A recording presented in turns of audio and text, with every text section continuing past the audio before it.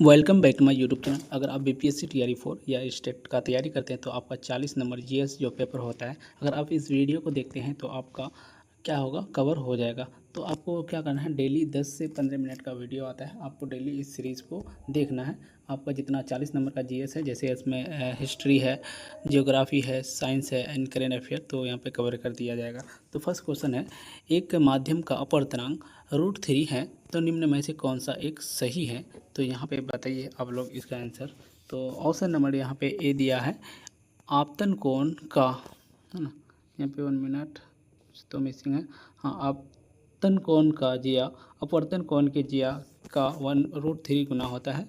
या फिर सेकंड दिया है, आपतन कोण अपवर्तन कोण का 2 गुना होता है। या फिर अपवर्तन कोण आपतन कोण का √3 गुना होता है। तो उपयोग में से एक से अधिक, उपयोग में से कोई नहीं। तो 31 का जो आंसर होगा वो क्या होगा, वो ऑप्शन नंबर ए हो जाएगा। क्या हो जाएगा, आपतन कोण का जिया अपवर्तन कोण के जिया का √3 गुना होता है, याद रखना है। उसके नेक्स्ट क्वेश्चन है, संक्रमण धातुएं अपने यौगिक में किस प्रकार के बंधन दर्शाते हैं। तो आयनिक व संयोजक बंधन, या फिर सहसंयोजक बंध, या फिर धात्विक बंध। उपयोग में से एक से अधिक, उपयोग में से कोई नहीं। तो 32 का जो आंसर होगा वो ऑप्शन नंबर ए हो जाएगा। और इसका पीडीएफ चाहिए विद ऑफिशियल आंसर की, तो आप लोग कमेंट सेक्शन में हाई लिखिएगा तो आपको पीडीएफ मिल जाएगा। उसका नेक्स्ट क्वेश्चन है, मेडलिफ के आवर्त नियम के अनुसार इनमें से कौन सा सत्य है। तो आप बताइए इसमें से कौन सा सत्य है।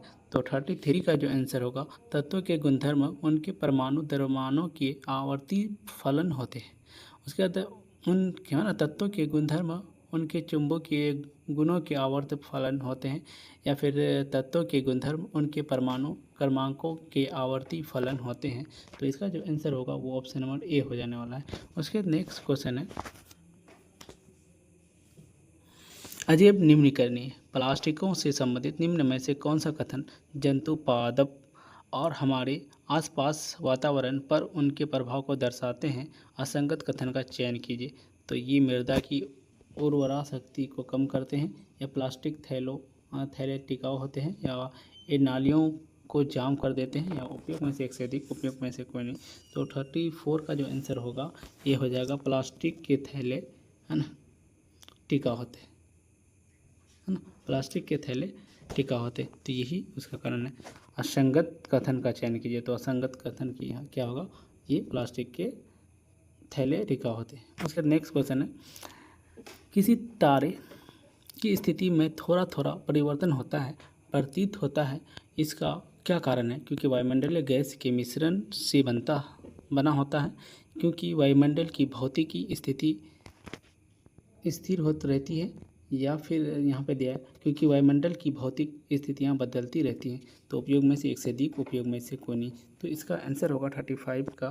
तो 35 का जो आंसर होने वाला है वो ऑप्शन नंबर सी हो जाएगा, क्योंकि वायुमंडल की भौतिक स्थितियाँ बदलती रहती हैं। उसके नेक्स्ट क्वेश्चन है, क्वेश्चन नंबर यहाँ पे 36 है, तापमान उपकरण का हीटिंग, है ना, एलिमेंट बनाने हेतु चुने जाने के लिए किसी पदार्थ में कौन से गुण यहाँ पे दिख नहीं, अनियात मौजूद होनी चाहिए। ठीक है, तो उच्च गलनांक होगा, या फिर उच्च प्रतिरोधकता होगा, या निम्न प्रतिरोधकता। तो यहाँ पे केवल 1 सही है, केवल 3 सही है, केवल 2 सही है, केवल मतलब उपयोग में से एक से अधिक, उपयोग में से कोई नहीं। तो इसका जो आंसर होगा वो ऑप्शन नंबर क्या हो जाएगा, ऑप्शन नंबर यहाँ पे डी हो जाएगा, उपयोग में से एक से अधिक हो जाएगा। ठीक है, उसके नेक्स्ट क्वेश्चन है, जीनों के कुछ लक्षणों का उल्लेख नीचे किया गया है, उन मतलब कौन सा विकल्प जीनों के गलत लक्षण को दर्शाता है।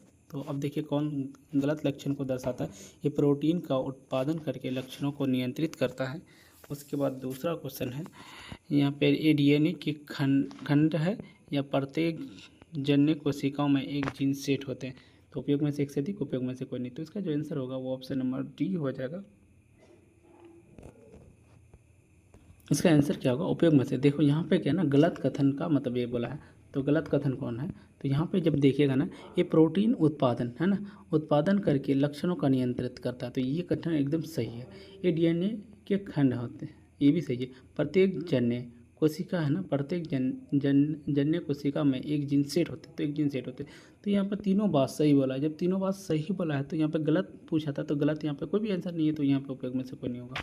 उसका नेक्स्ट क्वेश्चन है, निम्न में से कौन सा पौधे में संग्रहित कार्बोहाइड्रेट है? तो यहाँ पे ग्लाइकोजन है, या फिर स्टार्च है, या फिर ग्लूकोज है। तो बताइए 38 का आंसर क्या होगा? तो 38 का जो आंसर होगा वो ऑप्शन नंबर क्या हो जाएगा? बी हो जाएगा, स्टार्च हो जाएगा। तो एक बार क्वेश्चन को रिपीट कर देते हैं। जैसे निम्न में से कौन सा पौधे संग्रहित कार्बोहाइड्रेट है? तो स्टार्च है। अब स्टार्च का पता कैसे लगाएंगे? तो आलू को आप काट लीजिएगा, उसमें नमक का घोल मतलब आयोडीन का घोल डालिएगा, तो वो अगर नीला कलर का हो जाएगा तो इसमें क्या होता है? स्टार्च प्रेजेंट रहता है। तो उसके बाद नेक्स्ट जो क्वेश्चन है, क्वेश्चन नंबर 37 मतलब सॉरी 39, भारतीय, देखो यहाँ से जो क्वेश्चन है ना वो चेंज हो गया, करेंट अफेयर का क्वेश्चन है। देखिए, भारतीय रेलवे ने किस संगठन के माध्यम से स्वदेशी रूप से विकसित एक स्वचालित ट्रेन सुरक्षा प्रणाली कवच को विकसित किया है? तो अब यहाँ पे भारतीय पूछा है, तो DRDO या फिर इसरो या फिर RDSO। तो बताइए यहाँ पे आंसर क्या होगा? तो जो आंसर होने वाला है इसका क्या हो जाएगा? RDSO। याद रखना क्या रखना, जैसे भारतीय रेल को किस संगठन के माध्यम से स्वदेशी रूप से विकसित एक स्वचालित ट्रेन सुरक्षा प्रणाली कवच को विकसित किया है? तो डी यहाँ पे इसका ऑप्शन है, जो आंसर होगा ऑप्शन नंबर सी हो जाएगा, RDSO।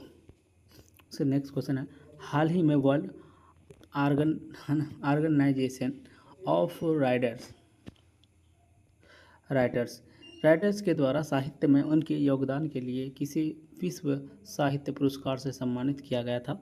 तो यहाँ पे जो है महाश्वेता देवी, या फिर ममता जी सागर, या फिर अनीता देसाई। तो 40 का जो आंसर होगा वो ऑप्शन नंबर बी हो जाएगा, ममता जी सागर को। उसका नेक्स्ट क्वेश्चन है, आसियान इंडिया ग्रास रूट्स है ना इनोवेशन फोरम को किस देश में लॉन्च किया गया था? तो किया है, तो थाईलैंड में किया है, मलेशिया में किया है, भारत में किया है। तो 41 का जो आंसर होगा वो किया था मलेशिया में, ऑप्शन नंबर यहाँ पे बी हो जाएगा, मलेशिया। उसके नेक्स्ट क्वेश्चन है, किस अफ्रीकी देश ने हाल ही में पहला उपयोगिता भूतापीय विद्युत संयंत्र का निर्माण करने की घोषणा की है? तो रवांडा में, या फिर जिम्बाब्वे में, या केनिया में। तो 42 का आंसर जो होगा वो हो जाएगा जिम्बाब्वे।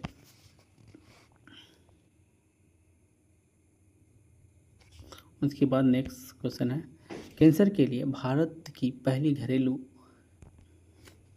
जीन थेरेपी कहाँ लॉन्च की गई है? तो यहाँ पे IIT खड़गपुर है। उसके बाद खड़गपुर, IIT पटना यहाँ पे दिया है, ऑप्शन नंबर सी है, IIT मुंबई। उपयोग में से एक से अधिक, उपयोग में से कोई नहीं। 43 का जो आंसर होने वाला है वो ऑप्शन नंबर सी हो जाएगा। कैंसर के लिए भारत की पहली घरेलू जीन थेरेपी IIT मुंबई ने लॉन्च किया है। तो भारत के राष्ट्रपति द्रौपदी मुर्मू ने भारतीय प्रौद्योगिकी संस्थान बॉम्बे में देश की पहले घरेलू कैंसर रोधी CAR-T सेल थेरेपी नेक्सासियर 19 लॉन्च किए हैं। तो यहाँ पे जो किया है IIT मुंबई। उससे नेक्स्ट क्वेश्चन है, हाल ही में यहाँ पे 1 मिनट, क्वेश्चन नंबर 44 है, हाल ही में संस्मरण नाइफ को किस भारतीय मूल के लेखक द्वारा लिखा गया है? तो यहाँ पे सलमान रुश्दी के द्वारा, या फिर झुम्पा लाहिरी के द्वारा, या फिर VS नायपॉल के द्वारा। तो 44 का जो आंसर होगा वो ऑप्शन नंबर ए हो जाएगा, सलमान रुश्दी के द्वारा, ऑप्शन नंबर ए हो जाएगा। अब यहाँ पे क्वेश्चन देखिए, किस देश ने विश्व की तीसरी सबसे बड़ी मस्जिद है ना जामा उल जाजेर का उद्घाटन किया? तो ये बहुत ही ये है, देखो देश ने मतलब किस देश ने विश्व की तीसरी सबसे बड़ी मस्जिद? तो यहाँ पे बताइए 45 का जो आंसर होगा वो है अल्जीरिया देश ने विश्व की तीसरी सबसे बड़ी मस्जिद जामा उल जाजेर का उद्घाटन किया। तो याद रखना ऑप्शन नंबर यहाँ पे क्या हो जाएगा, अल्जीरिया हो जाएगा, ऑप्शन नंबर ये हो जाएगा। अब यहाँ पर क्वेश्चन देखिए 46 है, स्टेशन का नाम क्या है जिसका हाल ही में भारत के प्रधानमंत्री नरेंद्र मोदी ने उद्घाटन किया है? तो बताइए कौन सा होगा, गंगटोक रेलवे स्टेशन, या फिर नामची रेलवे स्टेशन, या फिर रंगपो रेलवे स्टेशन, या उपयोग में से एक से अधिक, उपयोग में से कोई। तो 46 का जो आंसर होगा वो ऑप्शन नंबर सी हो जाएगा, रंगपो रेलवे स्टेशन सिक्किम में है। कहाँ पे है? तो यहाँ पे पूछेगा कि रंगपो ये जो स्टेशन है वो कहाँ पे है। तो रंगपो स्टेशन सिक्किम के पहले रेलवे स्टेशन का नाम रंगपो रेलवे स्टेशन है, जिनका हाल ही में उद्घाटन भारत के प्रधानमंत्री नरेंद्र मोदी ने किया था। ये 25 किलोमीटर लंबा शिवांको रोंगा रेलवे लाइन पर बना है। ठीक है। उसके नेक्स्ट क्वेश्चन जो है यहाँ पे 47 का आंसर है। 1938 में हरिपुरा कांग्रेस अधिवेशन के दौरान सुभाष चंद्र बोस का महत्वपूर्ण कदम क्या था, मतलब कदम था। तो क्योंकि इस अधिवेशन में सभी भारतीय नेताओं ने अंग्रेज़ों के विरुद्ध युद्ध की घोषणा की, क्योंकि जवाहरलाल नेहरू को भविष्य के भारत के प्रधानमंत्री चुना गया, क्योंकि कांग्रेस ने योजना आयोग के विचार को शुरू किया। तो 47 का जो आंसर होगा वो ऑप्शन नंबर सी हो जाएगा यहाँ पे, क्योंकि कांग्रेस ने योजना आयोग के विचार को शुरू किया गया। गदर पार्टी की स्थापना कब और कहाँ हुई? तो बताइए गदर पार्टी की स्थापना कब और कहाँ हुई? तो ये जो गदर पार्टी का स्थापना हुआ वो अमेरिका में 1913 ईस्वी में हुआ था। ऑप्शन नंबर ए हो जाएगा यहाँ पे। उसके नेक्स्ट क्वेश्चन है यहाँ पे, स्वामी दयानंद सरस्वती ने आर्य समाज की स्थापना किस वर्ष की थी?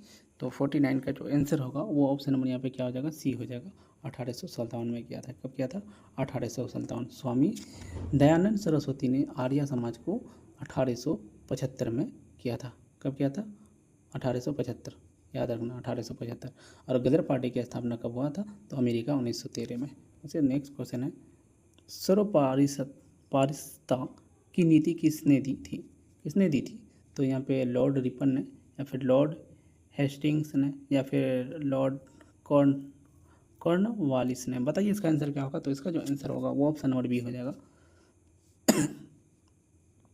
उसके नेक्स्ट क्वेश्चन है, इनमें से किसने प्लासी के युद्ध में सिराजुद्दौला से गद्दारी की थी? तो सिराजुद्दौला से गद्दारी किसने की थी? मीर जाफ़र ने, या फिर अली वर्दी खान ने, या फिर मुर्शिद कुली खान ने। तो बताइए 51 का क्या होगा?